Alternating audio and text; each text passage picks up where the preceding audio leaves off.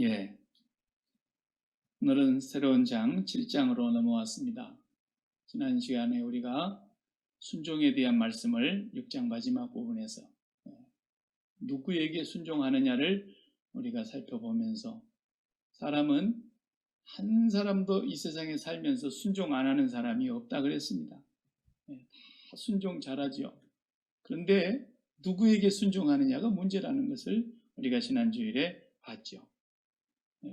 왜냐하면 순종하는 그 대상에게 내가 종이 되기 때문에. 그래서 죄에게 순종하면 죄의 종이 되는 거고, 돈이 하자는 대로 하면 수전노라 그러죠. 돈의 노예가 되는 것이고. 근데 그 순종은 이 세상의 모든 사람이 다 잘하고 있는 거예요. 어떤 사람은 명예에 목숨을 달고 살기 때문에 명예 날아가면 죽는 줄 알잖아요.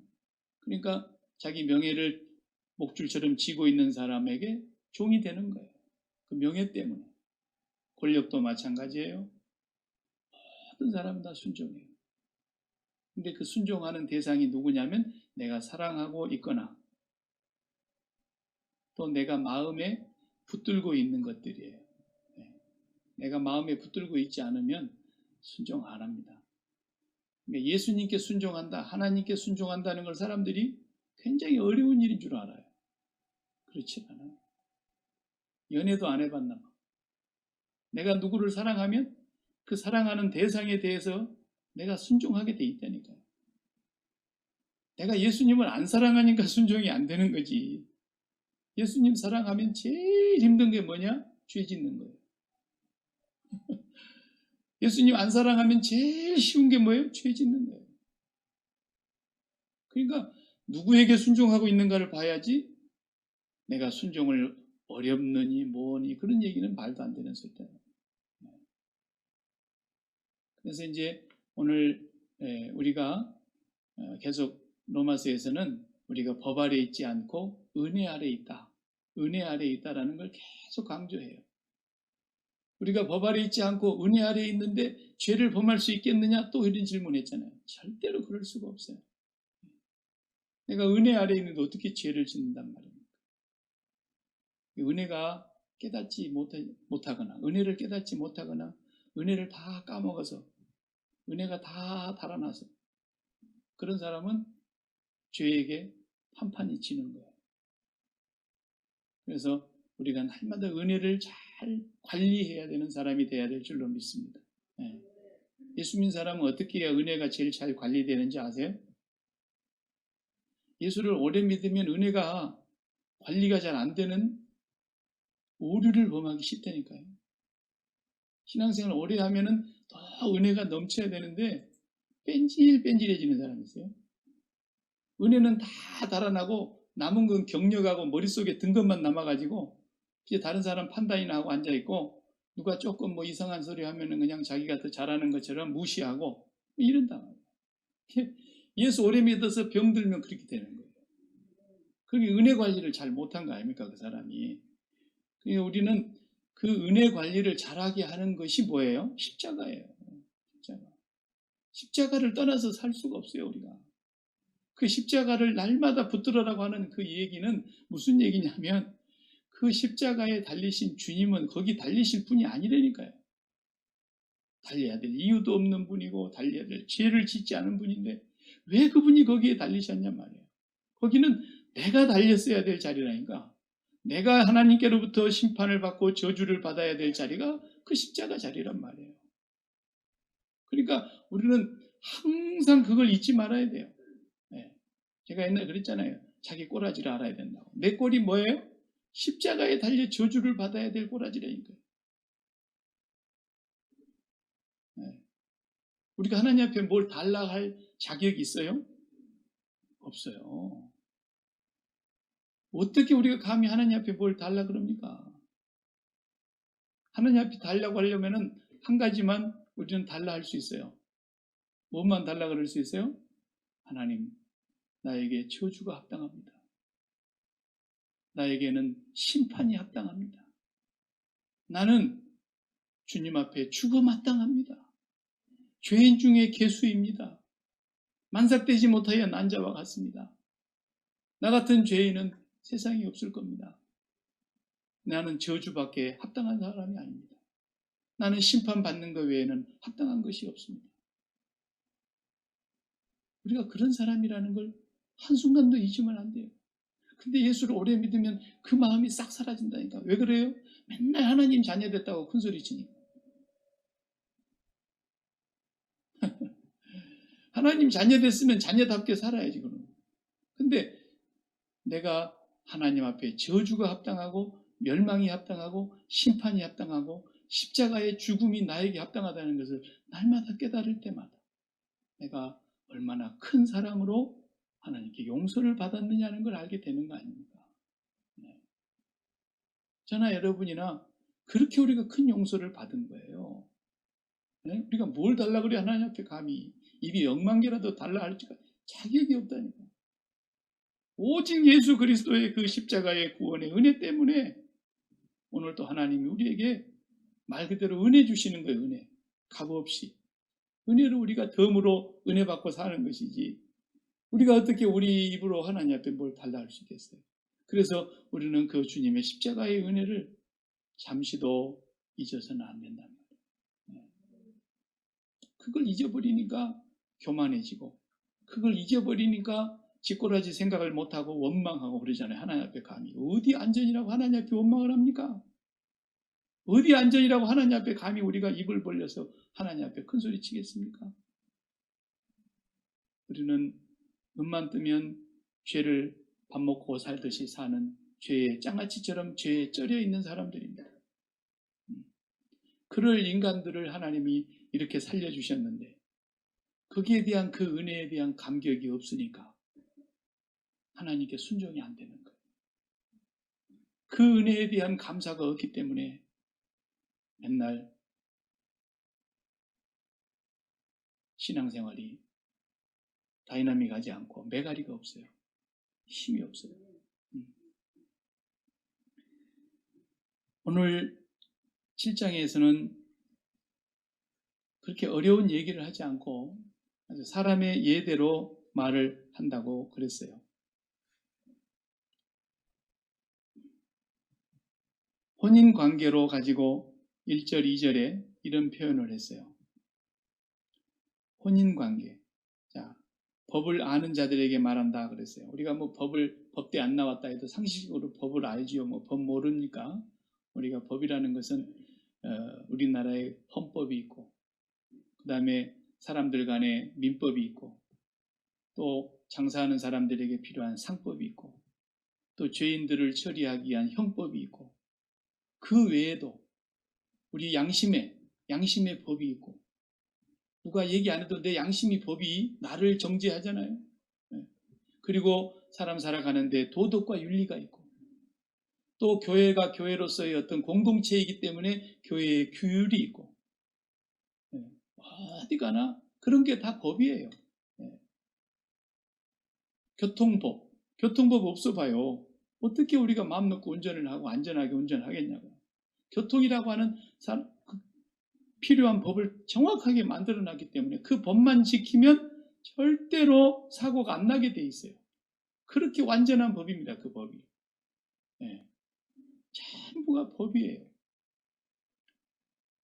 그런데 내가 미국에 살면서 100가지 법이 있다면 100가지 법 중에 99가지 법을 다 지켰다고 해봅시다. 그러면 상당히 좋은 시민이죠. 99가지를 지켰는데. 그런데 가다가 과속으로 가가지고 그냥 90마일로 달리다가 경찰한테 딱 잡혔어요. 경찰이 뭐 여지없이 잡았어요. 경찰이 옵니다. 오면은 제가 99가지 법을 다 지킨 사람입니다. 그런다고 경찰이 그걸 봐주냐고요. 어쩌다가 양심이 조금 여린 사람 만나면 그래 네 진짜 그렇게 착한 사람이라면 내가 오늘 한번 좀 봐주겠다. 그럴 사람은 혹간에 있을는지 모르겠습니다만 법을 어겼다고 경찰이 그걸 봐주질 않습니다. 법을 어긴 사람은 바로 티켓을 발급하죠. 그 법은 그렇게 무서운 거예요. 엄격한 거예요. 그래서 모든 사람이 법 아래에 있는 거예요. 그게 민주주의 국가라는 겁니다. 이 법에 의해서 통치를 하는 거예요. 그 법은 누가 만들어요? 백성이 만든 거예요. 그걸 누가 집행해요? 그 권력을 준 법무부 장관이 집행을 하게 해놓은 거예요. 법은 국민이 만든 거예요. 그래서 민주주의라 그러는 거 아닙니까? 그 법 앞에 만인이 평등한 거예요. 그래서 민주주의예요. 그 법 위에 군림할 사람은 없어요. 그런 사람은 미국에서 살아남지 못해요. 트럼프 대통령이라도 법 위에 군림할 수는 없어요. 자기에게 주어진 권한만 행사하는 것이지. 참 안타깝지만 우리 고국에 다 여러분 뉴스 듣고 이제 알고 있지만은 그 박원순 씨 버리세요. 얼마나 훌륭해요. 개인적으로는. 한국이 생겨나고 시장을 연속 3번 한 사람 처음 있다잖아요. 인재예요. 인재. 개인적으로는. 개인적으로는 한 사람의 남편이고 한 사람의 아빠고 서울시의 시장이고 그래도 법이 있으니까. 그 법에 의해서 어떤 사람이 피해를 입었다고 고소를 해놓으니까 자기의 위치와 사회적인 명망과 자기가 지금까지 시민들 앞에 국민들에게 얻고 있는 그런 신뢰와 존경이 하루아침에 무너질 걸 생각하니까 너무 두렵고 너무 힘들어서 견딜 수가 없으니까 죽어버린 거예요. 그래서 제가 그랬잖아요. 죽으면 법이 어떻게 할 수 없다. 이게 법인 거예요. 법이 그렇게 또 무섭고 강하지만 죽어버린 사람한테는 뭐 맥을 못 추는 게 또 법이에요. 워낙에 공직자고 또 앞으로 또 새로운 시장이 나와야 되고 그러니까 차제에 이런 일이 다시는 있어서는 안 되기 때문에 새로 뭐 조사를 해야 된다 이런 얘기는 지금 나오고 있지만 조사한들 무슨 소용이 있냐고요. 다 장본인이 죽어버렸는데 벌은 내릴 수가 없는 거예요. 이런 것처럼 우리가 이렇게 율법이 무섭고 지엄하지만 율법은 1.1핵도 없어지지 아니하고 세상이 끝날까지 있는 거예요. 그리고 그 율법은 우리가 범죄하는 자리에 쫓아오는 거예요. 그런데 그 율법이 그렇게 강하고 무서워도 죽어버리면 법의 효력이 죽어버린 사람에 대해서는 아무 의미가 없어지고 공소, 기각이 되고 기소가 중지돼 버립니다. 저와 여러분들이 그 말씀을 지금 오늘 7장에서 보고 있는 거죠. 우리 첫 번째 남편이 누구였냐면 미스터 율법. 미스터 율법이 우리 첫 번째 남편이었어요. 그래서 태어나자마자 우리는 그 법을 갖고 태어난 거예요. 여기 율법은 꼭 성경의 율법만 말하는 게 아니고 각 나라의 헌법, 민법, 상법, 형법, 도덕법, 양심법, 윤리, 규칙 다 포함한 거예요.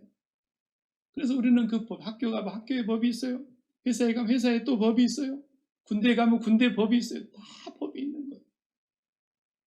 근데 우리가 바로 그 율법이라고 하는 남편과 처음으로 결혼을 해갖고 사는데 이 율법이 그렇게 독한 남편이에요.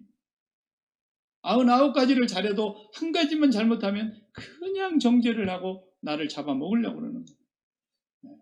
그게 율법이에요. 이 율법하고 살으려고 해도 살 수가 없어요. 아무리 이 율법이 하라는 대로 다 해보려고 해도 안 되는 거예요. 왜 안 될까요? 안 되는 이유가 우리가 앞에서 이제 1장에서부터 3장까지 쭉 얘기를 했어요. 왜 안 되는가? 안 되는 이유는 죄 때문에 안 되는 거예요. 죄 때문에. 이 죄의 법이 나를 이미 사로잡아 버렸기 때문에 그래요. 죄의 법이. 아담이 범죄함으로 말미암아 그 죄가 우리 속에 들어와 가지고 그 죄가 우리를 완전히 망가뜨려 놨다니까요. 그래서 우리가 이 영적인 세계의 체계를 좀 알아야 됩니다. 영적인 세계의 어떤 뭐라 그럴까요? 시스템이라 그럴까요? 영적인 세계관을 좀 알아야 된다니까. 성경에서는 영적인 세계관을 어떻게 얘기하고 있냐면 땅의 세계가 하나 있다라는 거예요. 땅의 세계. 우리 몸이 육체가 살고 있는 이 세계. 그리고 그 반대로 영의 세계가 있어요. 성경에서는 그런 걸 보고 셋째 하늘이라 바울이 그렇게 표현하기도 했어요. 여기가 1차 하늘이면 저 위에 세 번째 하늘이 있다는 거예요. 그 영의 세계예요. 그리고 그 중간에 또 하나의 세계가 있어요. 그게 무슨 세계냐면 공중권세의 세계예요. 공중권세. 여기는 누가 활보하고 있느냐면 마귀가, 공중권세 잡은 마귀가 지배하고 있는 영역을 공중의 세계라 그러고, 우리 육체가 살아가고 있는 이 세계를 땅에 속한 세계라 그러고, 하나님의 나라의 세계를 영의 세계라고 이렇게 구분할 수 있다 이 말이에요. 그 세 세계가 있는데, 저 위에 하나님의 세계는 우리가 잘 알죠. 성령이 다스리시고 하나님 아버지가 계시고 예수 그리스도께서 계시는 그 하나님의 나라의 세계가 있다고 한다면, 공중의 세계는 어디에 속한 부분이냐면 우리 마음에 속한 부분이에요. 마음의 영역.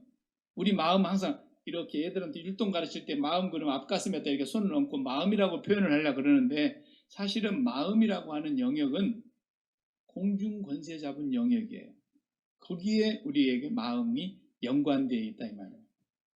그래서 이 마음을 잘못 지키면 공중 권세 잡은 자에게 우리가 마음을 빼앗기는 거예요. 그리고 우리의 육체는, 몸은 땅의 세계에 속하고 있는 거예요. 이 세 층이 있다니까요. 그런데 마음이 항상 중요해요. 그래서 지킬 만한 것이 많은데 어디를 지키라 그랬어요?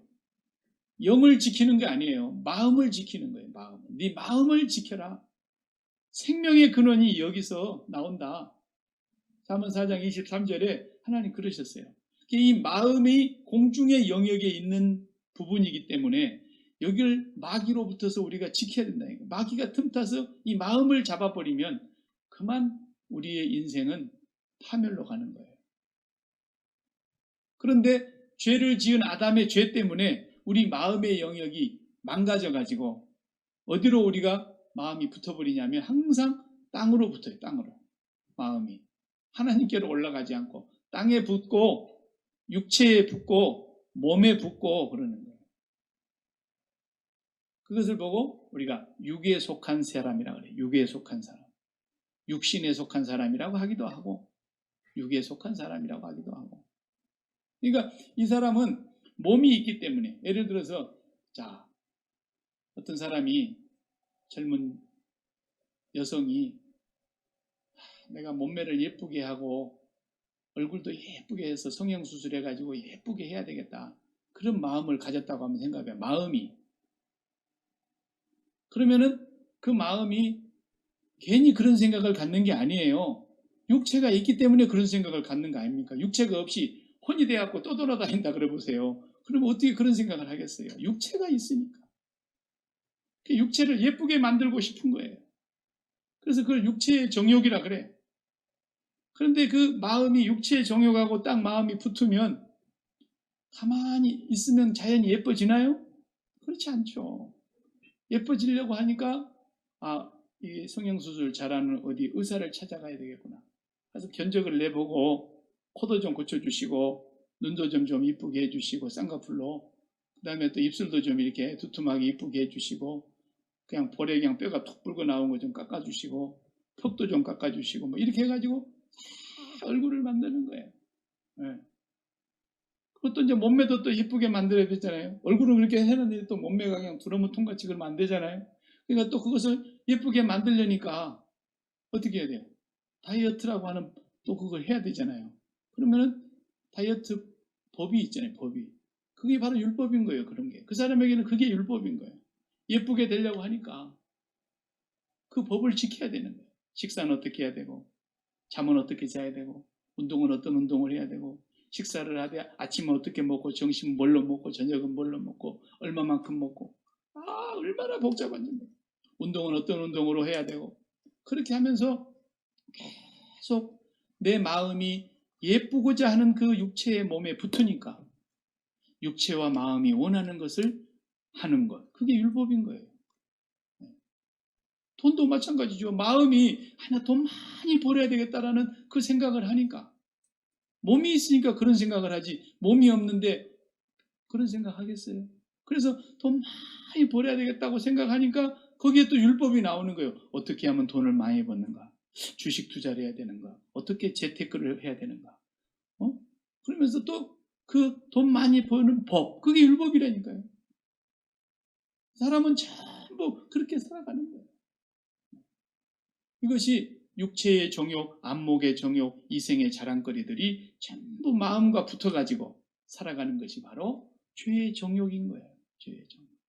그걸 이루기 위해서 수많은 법을 활용을 하는 것이죠. 성공하는 사람들의 7가지 습관, 뭐 이런 것도 책으로 보면서 배우고 뭐 이렇게 하는 거예요. 이 육체가 공중의 권세 잡은 마귀의 영향을 받아서 마음이 땅으로 내려오면은 이 사람은 계속 죄의 정욕의 노예가 되어가지고 이 세상에 내 눈이 보아 좋은 것, 내 마음의 느낌에 좋은 것, 내 귀로 듣기에 좋은 것, 내 입맛에 좋은 것, 온전히 그쪽으로만 쫓아가게 돼 있는 거예요. 이것이 바로 오늘 5절을 읽어보세요. 5절에 그 얘기인 거예요. 그 얘기. 우리가 육신에 있을 때에는 그렇게 했어요. 육신에 있을 때에는, 육신에 있다는 말이 지금 제가 설명한 얘기라고 말해요. 마음이 땅에 속해가지고 육체와 마음이 그냥 너무너무 꽉 맞아가지고 한 마음 한 뜻이 돼가지고 육신에 있을 때에는 어떻게 했다는 거예요. 율법으로 말미암는 죄의 정욕이 우리 지체 중에 역사하여, 예, 우리 지체 가운데 계속 세상의 정욕이 떨어져 나갈 시간이 없는 거예요. 또 그 마음이 자식한테 붙어봐요. 똑같아요. 그 마음이 건강하게 살아야 되겠다는 건강에 붙어봐요. 웰빙. 그러면 그냥 거기에 올인하는 거예요. 어떻게 해야 건강하다든가, 어떤 음식을 먹어야 건강하다든가, 계속 건강 보조식품 막 드디 먹어야 되고, 계속 그쪽으로 가는 거예요. 이게 다 뭐예요? 율법이라니까요.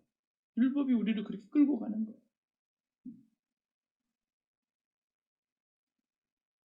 자, 이렇게 살면 어떻게 돼요? 5절에 우리로 사망을 위하여 열매를 맺게 하였더니, 결국 이게 사망으로 가는 길이에요. 모든 인간이 다 그렇게 되어 있었어요. 왜? 아담의 범죄로 인해서 망가졌기 때문에. 예외가 없어요. 목사라는 타이틀을 갖고 있으면 그렇게 안 될까요? 아니에요. 목사라고 하는 타이틀은 그건 허물 껍데기고, 목사도 그 마음의 영역이, 이 세상의 마음이 붙었으면 이 세상의 정욕으로 갈 수밖에 없는 거예요. 네. 그런데 이렇게 살아가는 삶은 결국은 사망에 이르는 삶이고 죄의 정욕으로 죽을 수밖에 없는 사람이다 이거예요. 그런데 이렇게 살아가는 삶이 바로 율법 남편하고 살아가는 삶이었어요. 그런데 2절을 읽어보세요. 남편 있는 여인이 그 남편 생전에는 법으로 그에게 매인바 되나 만일 그 남편이 죽으면 남편의 법에서 벗어나느니라. 이 남편, 미스터 율법시 남편에게서 내가 떠나려면은 떠날 수 있는 길은 한 가지라는 것이에요. 남편이 죽거나 내가 죽거나 둘 중에 하나가 죽어야 돼요. 근데 저놈의 율법은 죽지를 않아. 1.1핵도 안 없어진대, 세상 끝날까지. 그러니 저 남편하고 내가 어떻게 살아요? 못 살죠. 날마다 정죄하고 날마다 죄책감 속에 살아야 되고 날마다 나를 율법이 심판하고 있고 날마다 내가 죄와 더불어서 죽음의 길을 밖에 없는데 늘 우울해지고, 그래서 에라 모르겠다, 내가 죽자. 그러고 원순 씨는 자기가 죽었는데 그렇게 죽으면 안 되죠. 그렇게 죽으면 큰일 나는 거예요. 왜냐하면 그냥 지옥으로 가는 건데 어떻게 해요. 사망의 영원한 무저갱으로 가버리는 건데. 그래서 그렇게 죽으면 안 되고, 그래서 주님이 오셔서 그 율법의 요구대로 율법의 요구를 이루시려고 주님이 죽어주신 거예요.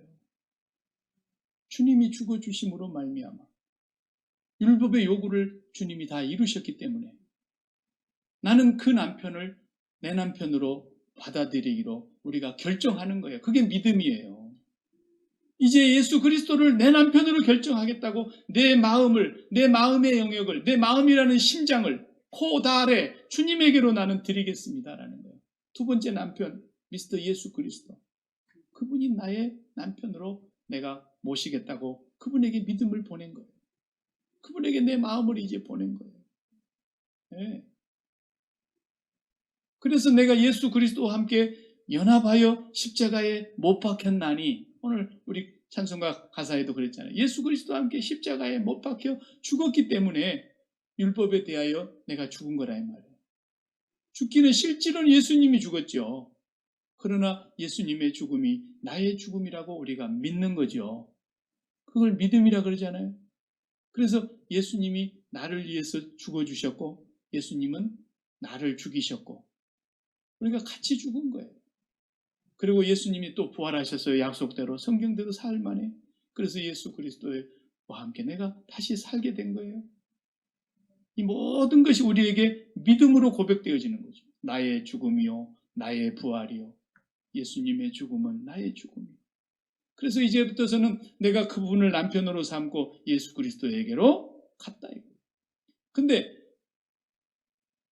남편이 죽기 전에 딴 남자한테 가면 뭐라 그랬어요? 음녀라 그랬잖아요. 음녀. 남편이 반드시 죽어야만 갈 수 있어요. 그러면 음녀가 아니에요. 그렇죠. 남편 돌아가신 분들 가운데 재혼한 분들이 많잖아요. 재혼할 수 있는 거죠. 남편이 안 돌아가셨는데 재혼했다. 그건 음녀라는 거예요. 그러니까 우리가 죽어야만 그 남편에게서 떠날 수 있으니까 주님께서 죽으심으로 내가 죽게 되었고 내가 죽었으므로 그 남편에게서 떠나서 제2의 남편이신 예수 그리스도에게로 우리가 간 거란 말이에요. 다시 시집을 간 거예요. 그것이 2절의 말씀 아닙니까? 3절에 다 같이 읽어보겠어요? 그러므로 만일 그 남편 생전에 다른 남자에게 가면 음녀라. 그러나 만일 남편이 죽으면 그 법에서 자유롭게 되나니 다른 남자에게 갈지라도 음녀가 되지 아니하느니라. 예. 둘 중에 하나가 죽어야 돼요. 누가 죽거나 마찬가지인데 오늘 성경에서는 내가 율법에 대하여 죽었다 그랬어요. 그 다음 4절 읽어보세요. 그러므로 내 형제들아 너희도 그리스도의 몸으로 말미암아 율법에 대하여 죽음을 당하였으니 그랬지 않습니까? 누구로 말미암아? 그리스도의 몸으로 말미암아. 그리스도께서 죽으심으로 말미암아 우리도 율법에 대하여 죽었다라는 거예요. 왜? 주님의 죽음이 내 죽음이니까. 믿으시죠? 주님의 죽음이 내 믿음, 내 죽음이에요. 그래서 우리가 율법에 대하여 죽은 거예요. 왜 그렇게 죽었느냐? 다르니, 그 이유는 다르니가 누굽니까? 곧 죽은 자 가운데서 살아나신 이 누구예요? 예수 그리스도에게로 가서 그분에게로 시집을 다시 가는 거예요. 그래서 우리가 하나님을 위하여 열매를 맺게 합니다. 그전에는 우리가 사망의 열매밖에 맺을 게 있었습니까? 그러나 이제 예수에게로 가서 하나님을 향하여 열매를 맺는 삶을 살려고 우리가 새로운 남편으로 예수님을 영접한 거죠. 저와 여러분이. 그래서 5절에 다시 우리가 육신에 있을 때에는 율법으로 말미암는 죄의 정욕이 우리 지체 중에 역사하여 우리로 사망을 위하여 열매를 맺게 하였더니 그랬습니다. 그러나 이제는 우리가 얽매였던 것에 대하여 죽었으므로 율법에서 벗어났으니 이러므로 우리가 영의 새로운 것으로 섬길 것이요 율법 조문에 묵은 것으로 아니할지니라. 영의 새로운 것, 성령의 새로운 것이죠. 성령으로 말미암아 우리가 이제 하나님을 섬기게 됐다라는 거죠. 그래서 마음의 영역이 공중권세 잡은 자에게 빼앗겨서 아담이 범죄함으로 말미암아 모든 사람의 마음이 다 그렇게 망가져가지고 태어난 모든 인간은 다 가만히 내버려두면 자연히 어떻게 돼요? 마음이 육체와 원하는 것에 짝짝꿍이 돼가지고 그냥 육체의 정욕, 죄의 정욕으로 가버린다니까요. 그건 자동이에요, 자동. 옛날 우리 시계, 벽시계, 오래 옛날에 벽시계, 시계 밥 줘라 그러면은 태엽 감는 걸로 가지고 계속 감잖아요. 감아요. 그럼 이게 서서히 풀어지면서 다 풀어질 때까지 시계가 가잖아요. 그거 다 풀어지고 나면 시계반을 멈춰요. 또 밥 줘라. 밥 줘갖고 또 시계반을 맞춰놓고. 근데 그게 꽉 조여놓은 것이요. 오래 쓸었다 풀었다 쓸었다 풀었다 하다 보면 이제 그게 끊어질 때가 와요. 툭 끊어져 봅니다. 짱짱하게 팽팽하게 감아놨는데 스프링처럼 툭 끊어지면 그냥 확 풀어져 버리잖아요. 그죠? 그런 것처럼 우리 몸이 그런 거라니까요. 우리 몸은 아예 죄의 정욕에 노출이 되어 있기 때문에 그냥 가만히 놔두면 언제나 바늘이 나침판이 남북으로 가는 것처럼 언제나 우리의 마음은 육체로 가게 돼 있어요. 한번 성경을 찾아보세요. 에베소서 2장 1절. 에베소서 2장 1절을 한번 다 같이 찾아보겠어요. 자, 찾으셨습니까? 에베소서 2장 1절. 3절까지 읽겠어요. 잘 생각하면서 읽어보세요. 그는 허물과 죄로 죽었던 너희를 살리셨도다. 그때라는 것은 죽었던 때를 말하는 거예요. 허물과 죄로 죽었던 때. 그때는 너희는 어떻게 했어요? 그 가운데서, 죽은 가운데서 행하여 이 세상 풍조를 따르고 공중의 권세 잡은 자를 따랐으니 곧 지금 불순종의 아들들 가운데 역사하는 영이라.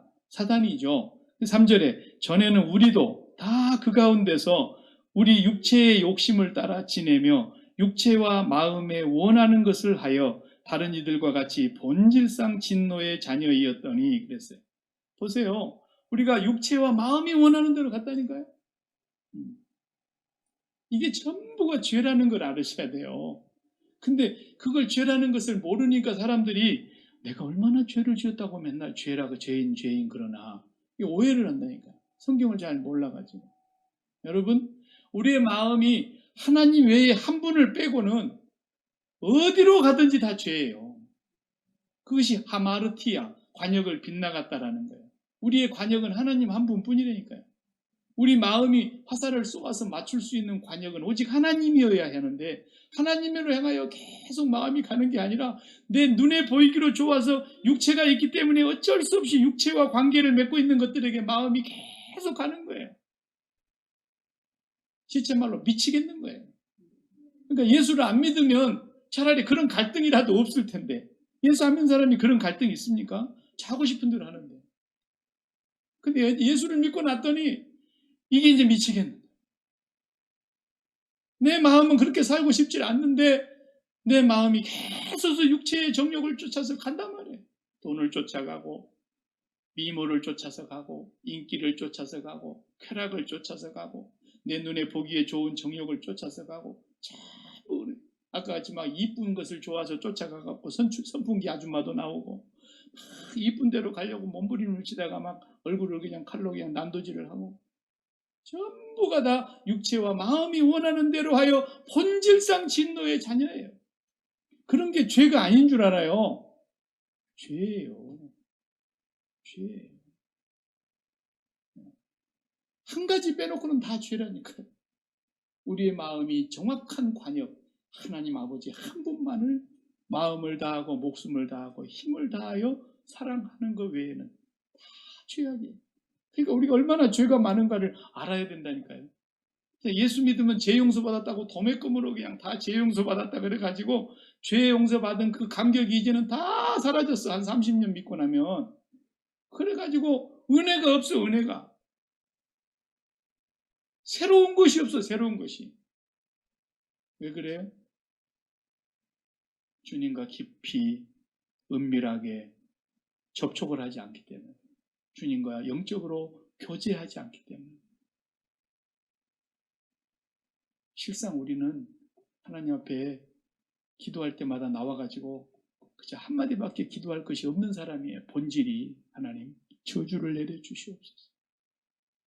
하나님 멸망을 내려주시옵소서. 하나님 죽여주시옵소서. 하나님 나에게는 꼭 합당한 것이 저주밖에 없습니다. 그런데 어찌하여 나 같은 이런 죄인에게 그 크신 은혜와 십자가의 사랑으로 나를 용서를 해주셨습니까? 너무너무 감사합니다. 눈만 뜨면 날마다 그렇게 기도해야 돼요.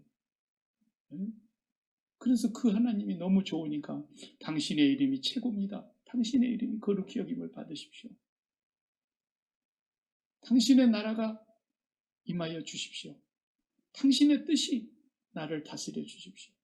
나는 눈만 뜨면 죄 짓는 존재입니다. 날마다 하나님 앞에서. 우리는 본질상 진노의 자녀였어요. 그래서 또 그 다음 성경을 찾아보세요. 갈라디아서 5장 16절. 갈라디아서 5장 16절. 중요한 성경 말씀들을 우리가 오늘 읽고 넘어가야 되기 때문에 제가 여러분과 같이 찾고 싶어요. 갈라디아서 5장 16절. 얼마나 마음에 갈등이 심해지는지 몰라요.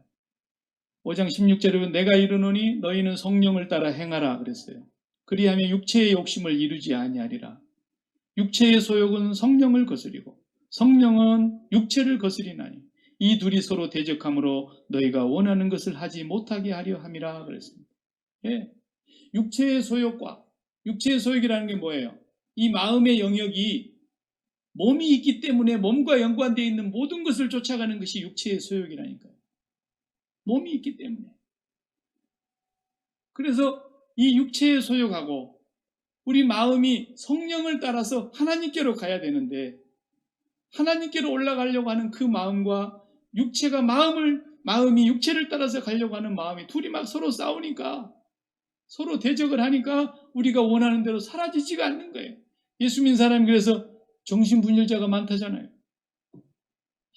정신적인 고민이 커가지고 스트레스를 받아가지고 정말 내가 예수를 믿는 사람이 이렇게 살아서 되겠나 하면서 막 고민을 하고 또 나가서 살아보면 실상 그렇게 안 사라지니까 또 죄 짓고 또 와가지고 하나님 잘못했습니다 그러는데 그것도 하루 이틀이지 이게 언제까지 이렇게 살아야 되나 하니까 막 죽겠는 거예요.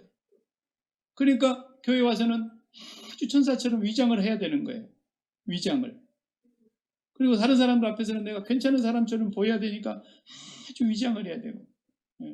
제일 스트레스를 많이 받는 사람들이 목사 새끼들이에요. 그래서 지금 아버지가 목사니까 아들도 목사가 돼야 되고 딸도 사모가 돼야 되고 그래가지고 조금이라도 교인들한테 잘못되게 비추면 아버지 욕먹는 줄은 또 알아가지고 안 되는데 그렇게 사는 것처럼 행세를 하려고 하니까 굉장히 괴로운 거예요. 그래서 목사 애들이 삐뚤어진 애들이 많이 나오는 이유가 거기 있는 거예요.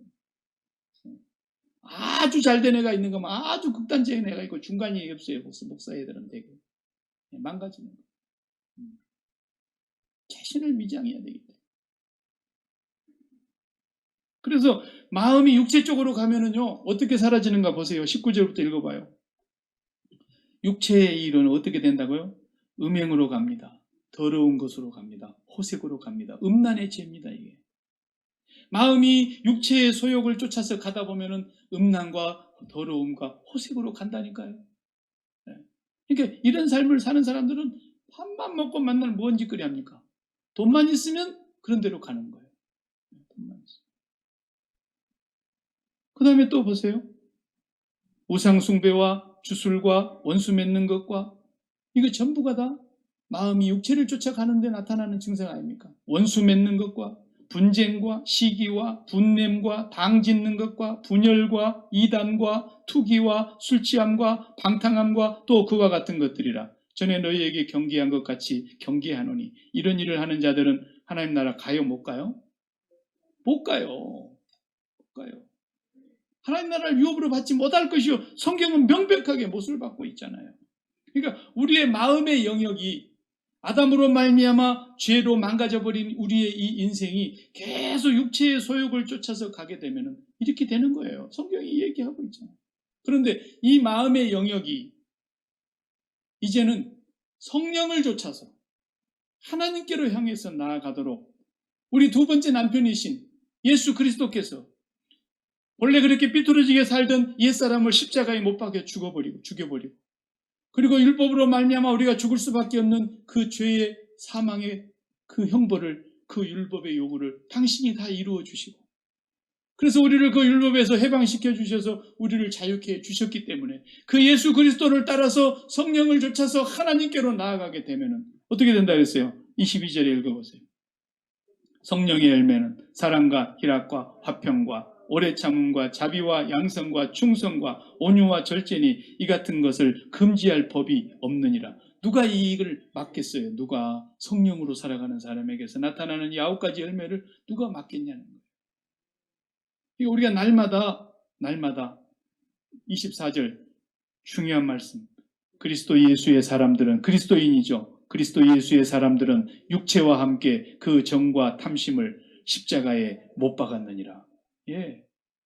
날마다 우리는 예수 그리스도 안에서 십자가에서 우리의 정과 탐심을, 우리의 정욕과 탐심을 십자가에 못 박은, 그래서 우리는 율법에 대하여 해방을 받았고 율법에 대하여 죽었고 제2의 남편이신 하나님 예수 그리스도께 대하여 산다는 거예요.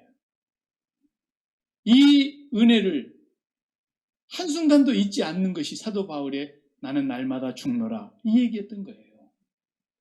그래서 십자가의 은혜라는 것은 무슨 고난절이 나오고 사순절이 나오고 그럴 때 우리가 막 긴밀하게 십자가 그러고 있는 것은 그건 종교라니까요.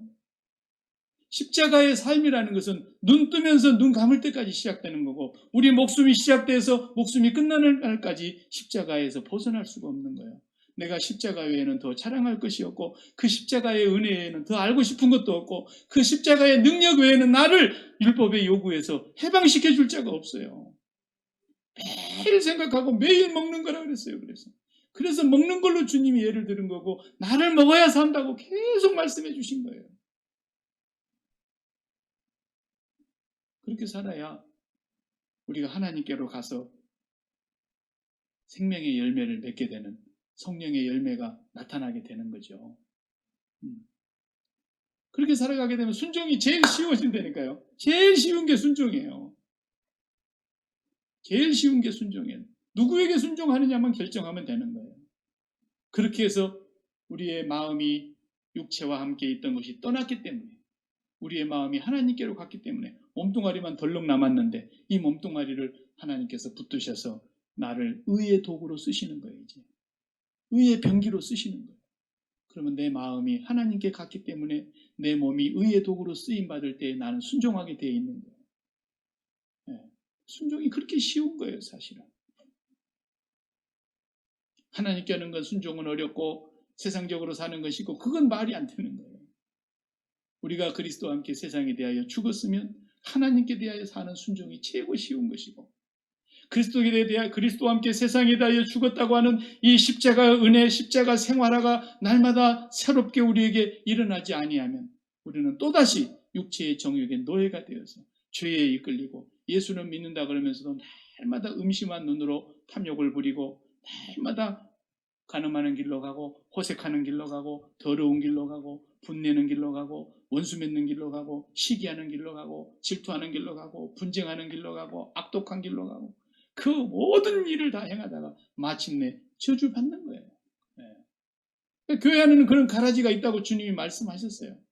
그래도 목사는 그런 가라지를 뽑아내면 안 돼요. 가만 놔두라 그랬어요. 그거 하나 뽑다가 가라지 하나 상하니까. 교회 다니면 다 구원받는 게 아니에요. 정말로 날마다 숨쉬는 순간순간마다 예수 그리스도의 십자가가 나의 양식인 거예요. 나는 거기에서 그리스도와 함께 죽은 자인 것을 날마다 고백하면서 하나님 나에게는 합당한 것이 저주밖에 없고 나에게 합당한 것은 심판밖에 없고 나에게 합당한 것은 무적행의 멸망밖에 없는 자인데 어찌하여 나를 무조건 용서하시고 사랑하셨습니까? 너무너무 감사합니다. 그 은혜가 날마다 우리 속에 살아있어야 돼요. 그래야 주님을 우리가 기쁨으로 순종할 수 있고 그 은혜가 나에게 임하여야 그때부터서 어떻게 돼요?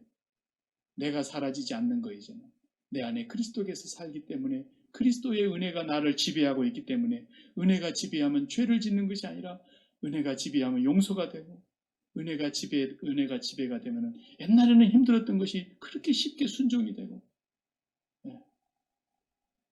은혜가 나를 지배하면 옛날에 그렇게 내가 끊기 어려웠던 제약들이 다 그냥 다 떨어져 나가는 거예요.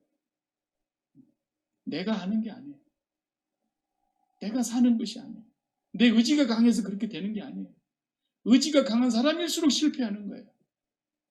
나는 죽고 내 안에 그리스도께서 사시기만 하면 우리는 하나님을 향하여 아름다운 열매를 맺게 되는 줄로 믿습니다. 이것이 새로운 관계가 이루어진 사람에게 있어는 나타나는 새로운 삶이라는 것을 오늘 지금 말씀하셨습니다. 기도하십시다.